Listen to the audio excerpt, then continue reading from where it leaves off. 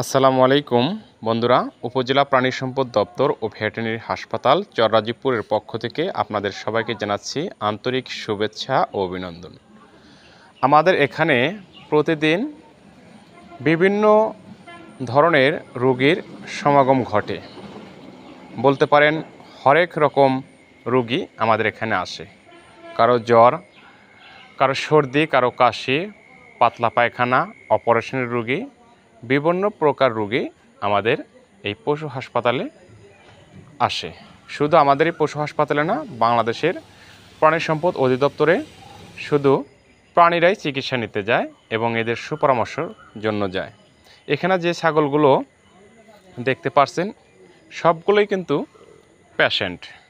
তার মধ্যে এই খাসি ছাগলটি এর অনেক পাতলা পায়খানা এবং সাদা মাসা। প্রতিদিনের রুটিন অনুযায়ী আমরা আজকেও এই ছাগলগুলোকে চিকিৎসা দেব। আর এই পাতলা পায়খানা এবং সাদা মাসার জন্য এই ছাগলটিকে চিকিৎসা দিতে হবে ইনজেকশন অ্যান্টিহিস্টা 2 ml গভীর মাংসে 3 থেকে 5 দিন কন্টিনিউ করতে হবে এবং ইনজেকশন ডায়াডিন 3 ml চামড়ার নিচে প্রথম দিন এবং পরবর্তী দিন থেকে এর অর্ধেক মাত্রায় ওই চামড়ার নিচেই প্রয়োগ করতে হবে 3 থেকে 5 দিন। শরীরের টেম্পারেচার, জ্বরের জন্য আপনার দিতে হবে মেলোবেট ইনজেকশন 2 ml করে চামড়ার নিচে 3 থেকে 5 দিন এবং বেশি বেশি ভেটেরিনারি স্যালাইন খাওয়াতে হবে। যতবার সে পানি খেতে চাবে তাকে স্যালাইন দিয়ে পানি দিতে হবে। এই সময় পানি শূন্যতা দেখা যায়, এজন্য স্যালাইন দিয়ে খাওয়াতে হবে।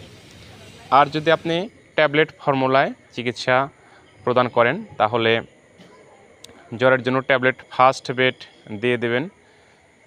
4 ভাগের 1 ভাগ করে দিনে 3 বার খাবে, অর্থাৎ 8 ঘন্টা পর পর মানুষের মতোই আমরা সাধারণ প্যারাসিটামল যেভাবে খাই সেইভাবেই ছাগলকে খাওয়াতে হবে। এবং ট্যাবলেট সালপাডিন অথবা সালপা 3 অথবা ট্রাইসালফা অথবা সালফন, এই ঔষধগুলোর যে কোনো একটি ঔষধ 35 কেজি দৈহিক ওজনের জন্য একটি করে বোলাস 3 থেকে 5 দিন খাওয়াতে হবে।